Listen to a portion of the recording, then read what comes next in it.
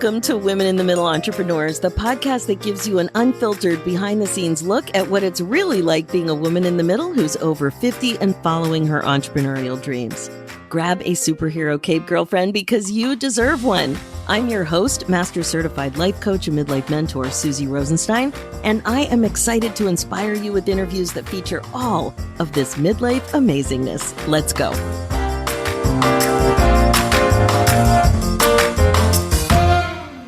Hey there, welcome back to the show. We have another really exciting interview ahead of us about going from being a school teacher to investing in properties and running a music school. Today, you'll be meeting Rachel DeGazon, a woman in the middle entrepreneur whose big dreams and big ideas led her to become an entrepreneur and teach music to students of all ages. Welcome to the show, Rachel. Thanks so much for joining us today. Thanks so much for having me, Suzy. What a great day for a podcast. It sure is. And we're having so much fun with tech over here today. So much fun. But we're just going to keep rolling because I think all of that stuff has passed. I know we're going to have a great conversation about your midlife entrepreneur story. We'll be talking about your business and what's going really well, and also about what midlife issues might be getting in your way here or there, maybe a hiccup or two that have to do with midlife, and they may be challenging for you in your life as well as being a business owner. So let's get things started. If you could tell us how old you are, how long you've been an entrepreneur, and what it is you do in the world, that would be great. Take it away. Okay, yes. So my name's Rachel and I am 52 almost. I am a mother of three children in their 20s. My husband and I, we run music schools in the GTA. Along with that, we have investment properties and we do some movie shoots around our house, which kind of rolls things into a nice package of being entrepreneurs. It sure does. And what really stood out in your notes is that you've been doing this a long time. So how did the whole thing start? You started out as a music teacher, right? I mean, a regular teacher. Yes. So my first degree is in biochem, believe it or not, but that did not inspire me. Music did. So I would rush out of the labs at the university and I'd rush into the practice rooms. I ended up getting a music degree and then a teacher's degree at University of Toronto. I think I was 22 when I started teaching with York Region Board. So I taught grade 4, 5 core and then grade 7 and 8 music. There for a few years. And I had my children right away. And it was at that time, just, in the transition, my husband at the time, he was working corporate, downtown. And, we were trying to figure out life with 3 young kids and working as a teacher in corporate. So eventually I got out of the teaching and, I started teaching private music lessons. It started at the school that I was actually teaching at, which was fantastic and super convenient. And then we transitioned. I actually resigned from the board a few years after that and started my own baby. So that's going to be 30 years, actually. I can't believe it. 5. What is your music, your instrument of choice, or what do you play? I'm a pianist and a vocalist. And believe it or not, I play trumpet. That's what I studied in university. So all that, fun stuff. But once you graduate, you have all these students. The majority of students didn't want trumpet lessons. They wanted piano lessons. They wanted guitar lessons, vocal lessons. That's very, very popular. So then I just transitioned, started with a few students and then it grew and grew. Meanwhile, I have 3 little children and my husband who was gone all day downtown in the city. And I kept pushing business away. I kept saying, oh, there's a music school over there, head that way, because I just couldn't do it all. And then I got the bright idea. I think maybe 24 at this time. And I thought, you know what? This is silly. We've got a great thing going here. And it took me, believe it or not, Suzy, this is the crazy part, 10 years before I hired my first teacher. Mm-hmm. So it was years of doing this, deciding the thought of it, but to actually take the plunge, which is so silly. I shouldn't have taken that long. Was it 10 years? Maybe a little bit less than 10 years, actually. But once I hired my first, it was like, wow, there are other teachers in the city who are amazing too. They don't just want me. So it's amazing. 30 teachers and we have 3 locations in the GTA. This is amazing. I right now, as you're talking, I'm thinking when I first started to play saxophone, I was 10. It was my mother's saxophone. I heard all the stories about she had to schlep the saxophone to school in the snow and like all of that. I had the same saxophone. Oh, totally uphill. I had that same saxophone through marching band in high school and through university until I dropped it. I dropped it at community band, and it fell off my lap when I was pregnant with, I think, my second kid. And I crunched it. I had to get it repaired. And the person who repaired it had a thick accent, and I had a Boucher saxophone, and he told me it was Drek. It was Drek. It was Drek. It was Drek. So after he told me it wasn't worth fixing, because by then, she was probably playing in the 50s. So I had really had that sax for a while. Wow. I purchased a new one, and it was a newer student model, but I didn't like it. And then I got a really nice saxophone, and that's been great. So that was my story. But then when my kids were born, I just assumed my husband played clarinet. I just assumed they would be playing something. So as you said, I started them out on piano. They hated piano. One of them enjoyed singing, and then two of them moved to guitar, and one of them, in a fit of rage, said he hated music. And I'm like, no kid of mine's going to hate music. And then it was like a slow motion moment. I thought to myself, what am I going to do? And it came out of my mouth. It was if I was watching myself say this. How about drums? Oh, no, you did it to yourself, Suzy. You did it to yourself. Oh my God, it was painful, but he is so passionate about drums, and it's been a great thing. So you're right. You did the right mom thing. A good mom thing to do is stick with it and find an instrument that they're passionate about, right? Whether it's drums, piano, or voice. And when they love music, even the one who doesn't play anymore, he is a very serious music listener and concert goer and speaker appreciator, so it's all been so important. So you're doing such amazing things in the world. Now, you mentioned that it took you a while to hire your first person. So right away, I'm thinking, well, of course it did. She's busy. She's got little kids. What was it actually that you think got in your way of thinking big at that time? What got in the way? I'm a control freak. And I think there was a little bit of pride involved, to be honest with you. I was this young teacher in York region, and I am a bit of a workaholic. So was my husband. So we were just these people, right? And I just poured my life. We did musicals, and we had bands and choirs. I poured my heart and my life and my soul into everything. And, I just thought I was that person, and I was that person. And I'm very grateful for the community that was there. But when I started doing my own thing, I thought that, I know how I wanted it done. I knew what curriculum we were using. I knew the games that I needed to, how to work with a 4-year-old and how to work with a 14-year-old, how to get them, how to inspire them. And I didn't think there was anybody else who could do that but me. And so it was a bit of a control and also maybe pride that I had. Hey, you know what? I cannot actually do this all. I did have 3 kids that were keeping me busy, and I went as long as I could, teaching as much as I could until there was that breaking point when it's like, you know what? We can do better, Rachel. We need to do better. There's this wonderful community of students in the York Region area. It's actually Kleinburg is where I started. Oh. And they're depending on me to give them great lessons. Anyway, so it took that one. And then once I realized, wow, they've got creative minds as well. And I can work with them too. So we are on the same page. It was just easy after that. Just one teacher and then another teacher. They ended up being, the first few teachers were actually my old students, which is kind of neat. Oh, I love that first circle. Thanks for being so honest about that, because I think what you're identifying is something that probably gets in the way of so many. And I've heard this from lots of business coaches that it's so, most of us need to get help sooner than we do for a variety of reasons: fear, pride, identity, all of that stuff. Yeah. Yeah. And I think there's also an identity, not a crisis, but part of it is I am super mom. I can actually raise my 3 kids, and I'm an educated, strong woman, and I can do it all. And you can for a time until you can't.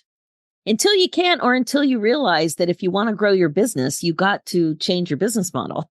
Absolutely. Absolutely. Changed business model. And I think I waited a little bit too long to hire our front desk manager. So I would be to all hours, right? This is, you do the crazy, stupid things. And I wish I learned, I don't have a business degree. I just thought I could do it all, at midnight, 1 a.m, I'm still, entering my emails and scheduling. And that took a lot for me to now outsource a 40-hour week job to a front desk manager who can take care of all the admin so I can focus on the real stuff that matters in my business. Brilliant. Yeah. And that shift was probably one of the main reasons that you are successful. Definitely, we've been able to grow. Absolutely. Yeah. Wow. Amazing. Okay. Now, as an entrepreneur, somebody with an entrepreneurial mindset is always thinking, so how the heck did you start investing in properties? Oh, well, I was a school teacher. I had great benefits and I had retirement done. And then I resigned and my parents were like, what are you doing? What are you thinking? So giving up the benefits. I mean, my children, I had them floss their teeth every night and brush their teeth we were quite fastidious and, there's no benefits, especially when you're starting out a business. We were, for the first couple of years, we were eating beans, it's not like we could spend a few $100s on a cavity. And then a few years in, we should have thought about this earlier, maybe, but retirement. What are we doing for retirement? So here's a little insert here. My husband, he was in corporate downtown Toronto. And what happened is DeGazon music was growing so much.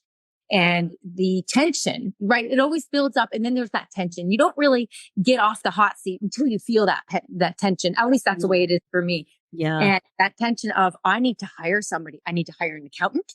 I need to hire and all these people. A marketer. I can't cook and clean and market and teach. And so it came to that point where it's like, why don't you leave your job? And he was making a great income down there. Leave your job and join me. And that was Suzy. That was crazy. That was again, my parents. What are you thinking? So we left behind all the benefits. We left behind all the retirement. So it was then when we needed to figure out what we're doing. So thank goodness it was before COVID. And we did purchase some property so that we can rent it out so that by the time we retire, we'll have some kind of an income coming in. Okay, but where did that idea come from? Did anybody in your family do that before? No, not really. So we lived in Thornhill in north of the city when we were first married, and we were so excited. My husband worked at IBM, and I was teaching, and we were so excited. I was actually pregnant with my first child, and we're in an apartment, and we were looking to purchase our first house, and we couldn't afford it unless we put in a basement apartment. So it was a bungalow. And we thought, you know what, if we can finish this basement and we can make it really nice and get that'll cover the mortgage. So that's how it all started. And then we moved to Mississauga and where we are now. And same thing, we have a little coach house apartment above our garage. And we said, we can't move so we got used to the idea of it. It was successful. It went well. I know now we have a few properties and there are a lot of pitfalls. Absolutely. There's a lot of just 2 steps back and 2 steps forward, 1 step back and 2 steps forward, 1 step back.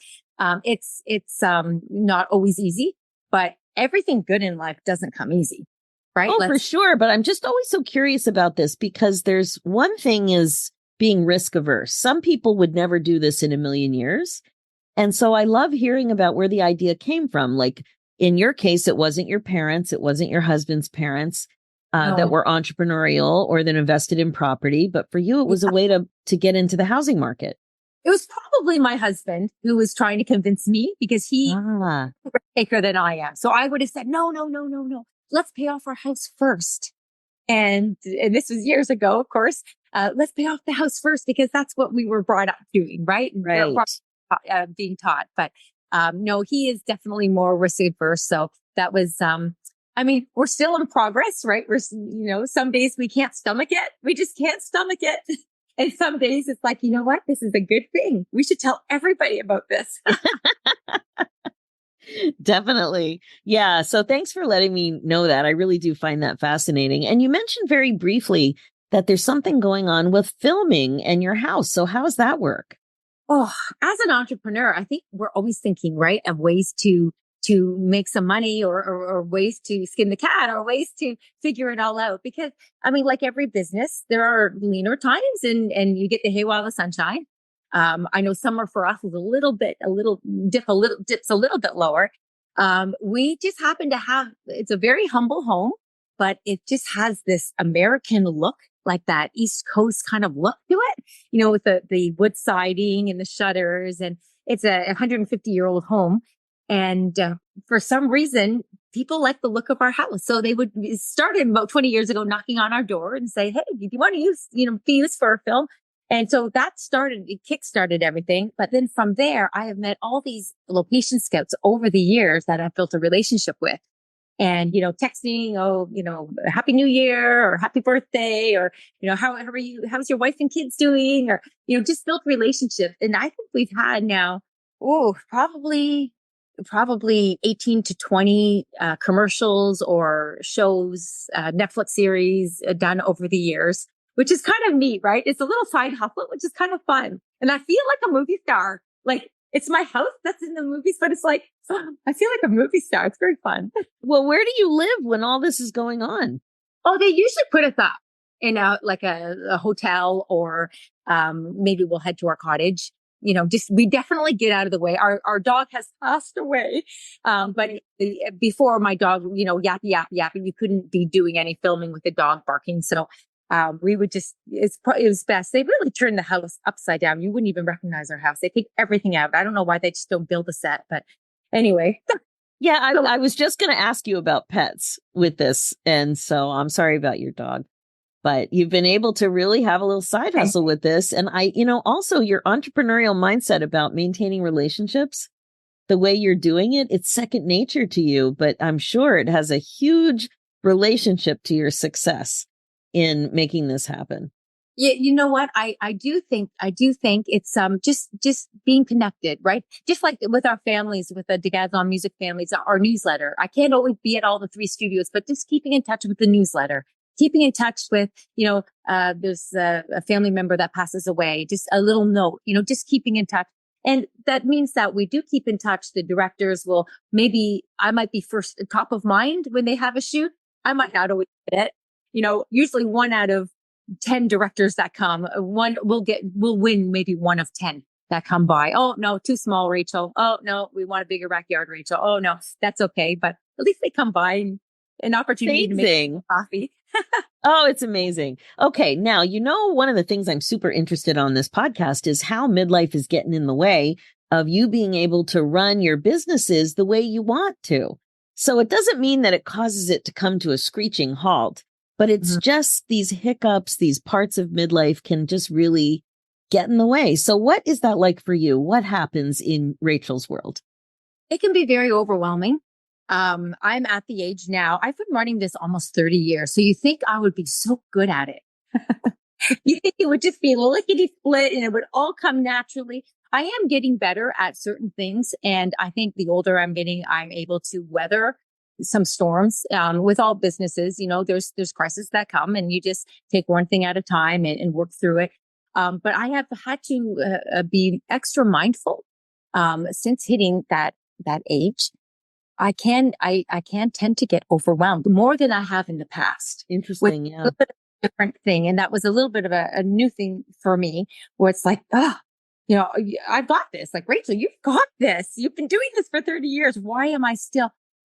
And having a different mindset, changing my mindset.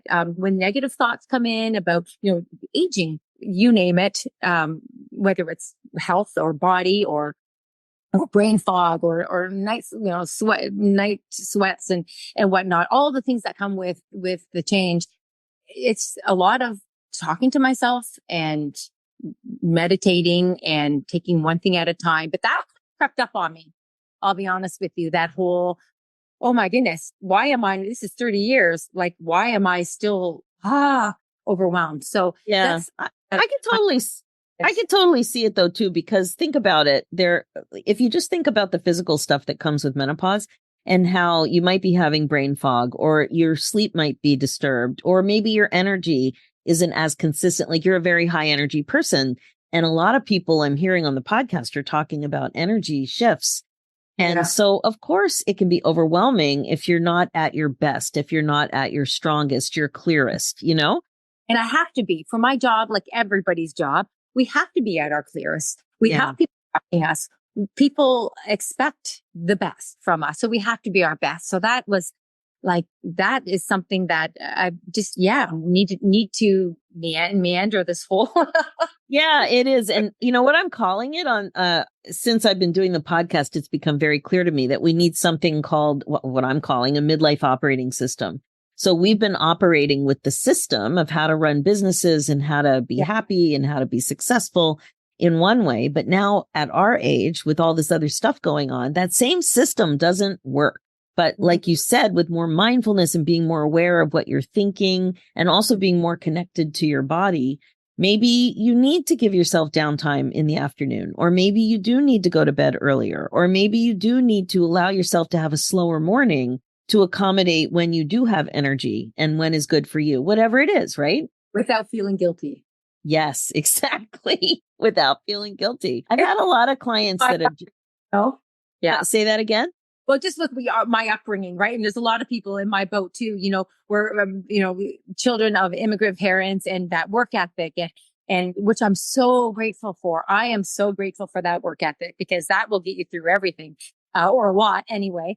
And, but there is that 2:00 in the afternoon coffee break. No, that does not happen.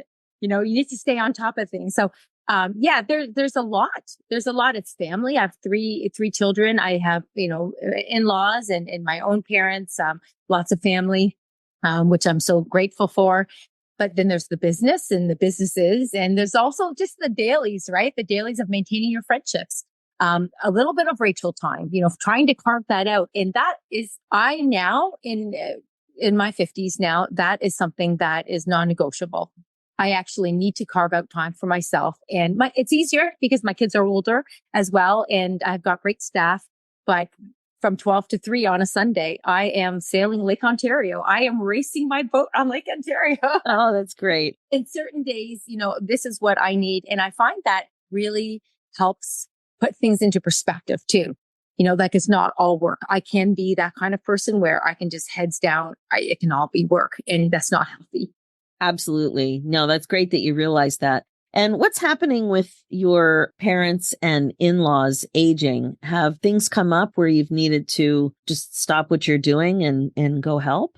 We're a very close family. So we always have, we have a cottage and we're always hanging out and having fun. Fortunately, my parents are in their 70s and my husband's they're in their 80s, and they are 70, 80 going on 20. So that has not been, knock on wood, that has not been something that I've had to deal with. I've seen it with my friends, and that is not, they're healthy and they're strong. And so that's, but you do think about them aging, and they still need to get out, and they still need a social life, and making sure that they're in relationship with people. And so that's something that, more so too is my children. They have girlfriends coming over and boyfriends, and, that's a very full life as well. But yeah, we've experienced in our family, losses. We've experienced on top of the business and top of the work and on top of the daily, laundry and cooking and cleaning, losses of deaths in the family, or somebody touched by mental health, or, that's all on top of which can add to the feeling of this is like too much going on. Yeah, it's a lot for sure. Now, one of the things you mentioned in your notes is you talked about the role that you're playing, supporting and influencing young staff, and that they crave it. So really, you're taking on this mentorship role.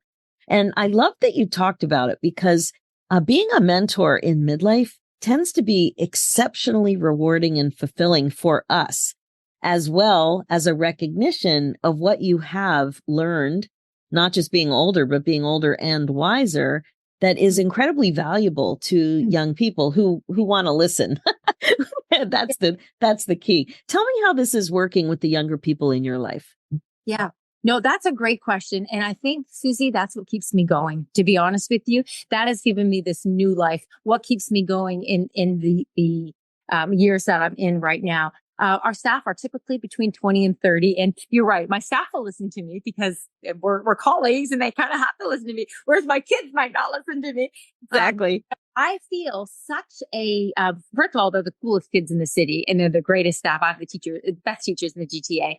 But being that person where I can actually, they can look up to me, not even just as a mentor or a boss or, somebody who, but even somebody that they go, oh my goodness, you know what? She's in her 50s and she's sagging and she's getting wrinklier and she's getting older, right? People don't ask, oh, I need lessons with Rachel, Mrs. DeGazon. No, my younger teachers have all got a following of students, which is wonderful. That's what I want. It's great. Yeah. But they can actually, in our society, like, I don't know about you, Suzy, but 50-year-old woman, like that is so old. And I remember being a kid in my 20s thinking, oh my goodness, like so old. And already, I'm not even going to talk about my teachers right now, but just individuals women in their 20s, I feel like I have better body confidence and more confidence than these girls in their 20s who are getting all the lip fillers and the injections and won't go on the beach in a bikini because even though their bodies are flawless, but the insecurity about, I don't know if I'll be able to buy a house or am I good enough for this guy? Or should I hold on to that relationship that is really quite toxic? And I feel like a little bit of this is where I shine. This is where I can take my wing and I can say, girls, you do not need to put up with that. And girls, you look amazing. You don't need to do all this, blah, blah, blah. I have more confidence now in my 50s than I did in my 20s. And I can show them, you and I, Suzy, can show them. You, me, all these other women in their 50s can show them that 50s is a good time. It can be a good time. I exercise a lot and I do watch what I eat. I enjoy a lot of treats on the side and I enjoy a lot of fun. But if they see a woman taking care of themselves, taking care of their brain, being, keeping very involved in society, and they have so much to look forward to. It's not the end. It's not the end. Exactly. Rachel, I love this. Such a positive role model. I turned 60 2 weeks ago and I can't, it's funny because it's kind of shocking because I still think about myself in my 30s.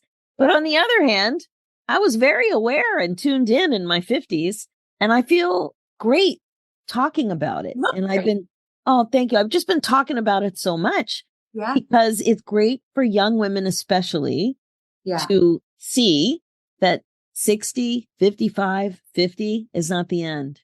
No. Because when we grew up, it seemed older. Yes. Yeah. And I think that's what's given me this new life too. I love mentoring. I love that anyway, but to be able to, in my 50s now, I have this gaggle of kids, in the 20s and they are just upside down, some of them. Right. Yeah. And for me to come alongside them and do that is kind of the shifting my mindset. I can focus on all the body changes. I can focus on all these changes. I can focus on the fact that I can't do what I used to do in my 40s or 30s. I can focus and dwell on that. Or I can dwell on the fact that, wow, you know what? These kids actually listen to me. They are actually wanting to know how to, do some life lessons, which is kind of cool. It's so great. It's so great. So tell me, what are you focused on right now in your business? Yeah. You know what? That's great because my husband's a little bit older than me. He's about 5 years ahead of me. So he's getting to the point where he's thinking, we love our jobs and I love to work. I don't think I'll ever stop working. Right. But the idea of like so hard, maybe backing off a little bit. I still like to keep very much a pulse. I love to pop in the studios. I love our performances and our recitals, and I will never give that up. But the idea of having other teachers or admin taking a bigger role so that I can have that 2:00 in the afternoon sale or coffee with a friend. It's very important as we are aging to foster those relationships. Yeah. Foster the relationships with your friendships, because at the end of the day, you will have your friends. And if entrepreneurs, I think, maybe I'll speak for myself, but we tend to get lost in our business. Yes. That relationships can take the back burner. And I think I'm at this state now where things are shifting a little bit, where I realize people are getting older. And at the end of the day, you have this great business and you have all this money in the bank. But if your soul is not at peace and your heart's not at rest and you're not in good relationship with people, it's worth, in my opinion, it's worth nothing. It just doesn't mean it. So that's what I'm hoping to do more, to spend a little bit more time. I was very much hands-on with my children all the way through. So we are enjoying our young adults. They're a lot of fun. Oh my gosh, aren't they fun? It's so true. It's so true. So Rachel, how can people best get in touch with you?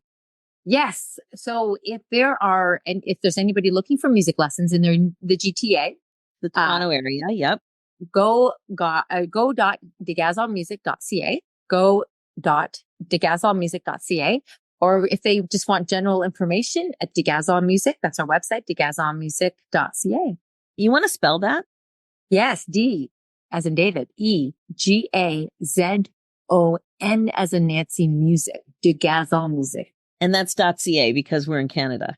Yes. Amazing. And of course, these links will be in the show notes, but I just some people like to do it right away. So I just wanted to make sure that we say it out loud as well. Well, Rachel, this has been great. Thank you so much for taking the time from your very busy and musical day and sharing all of this. I really appreciate how you really branched out from teaching. You used your gift, you used your passion for music, and you were open to pursuing real estate investing, property management, and also this fun side hustle of all the movie gigs in your home. It's just so fun. So thank you so much for all of your hard work. Thank you so much. Amazing. Okay, that is it for now. If you're listening and loving what you hear, please like and subscribe. Reviews are great too and much appreciated. And if you're a woman in the middle who's 50 or over and an entrepreneur and would also like to come on the show, please go to www.midlifeinterviews.com and fill out an application. We'd love to have you on to share your story. Thanks so much for listening. It's never too late for you to put yourself on your agenda. I'm Suzy Rosenstein, and I'll talk to you again soon. Now, real quick before we say goodbye, if you are connecting with this show, I'd love to invite you to a happiness breakthrough coaching session. It's my laser-focused coaching call that will help you get clear about what's getting in your way as a woman in the middle entrepreneur and confident about your next steps to more happiness in your next chapter. Head over to www.nextchapterbreakthrough.com. Talk to you soon.